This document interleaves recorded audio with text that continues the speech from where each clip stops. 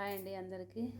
ఈరోజు ఆనపకాయ చట్నీ, ఆనపకాయతో చట్నీ చేసుకోబోతున్నాము.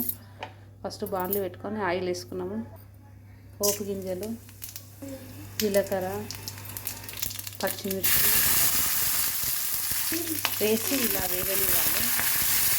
ఒక 5 నిమిషాలలో వేగుతాయి. తర్వాత పల్లీలు వేసుకోవాలి. మిరపకాయలు వేగినాయి కదా, ఇప్పుడు పల్లీలు వేసుకోవాలి. నువ్వులు కూడా వేసుకోవచ్చు, కానీ వేడి కాబట్టి మా ఇంట్లో తినదు కాబట్టి వాడట్లేదు నేను.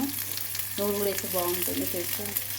ఇప్పుడు పల్లీలు వేసుకున్నాం కదా, వేగినాయి కదా, ఇది ఒక ప్లేట్కి తీసుకొని తర్వాత ఆనపకాయ ముక్కల్ని వేగనివ్వాలి.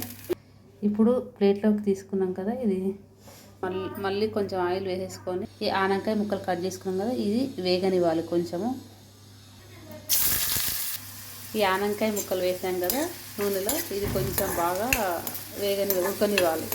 ఉడికితే మిక్సీలో చట్నీ పట్టాలి. పసుపు, ఉప్పు, చింతపండు ఇవన్నీ వేసి మిక్సీ పట్టాలి. ఒక 5 నిమిషాలు మూత పెట్టుకుంటే ఇది ఉడుకుతుంది.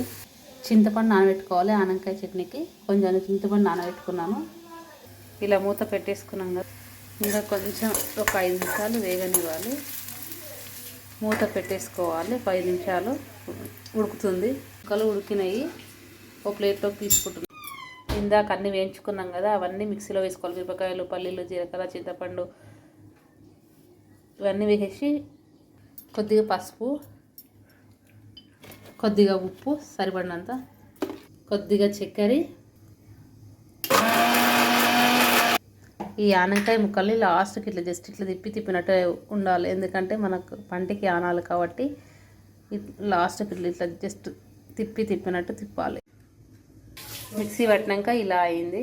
దీన్ని ఒక గిన్నెలోకి తీసుకోవాలి. ఆనపకాయ చట్నీ రెడీ.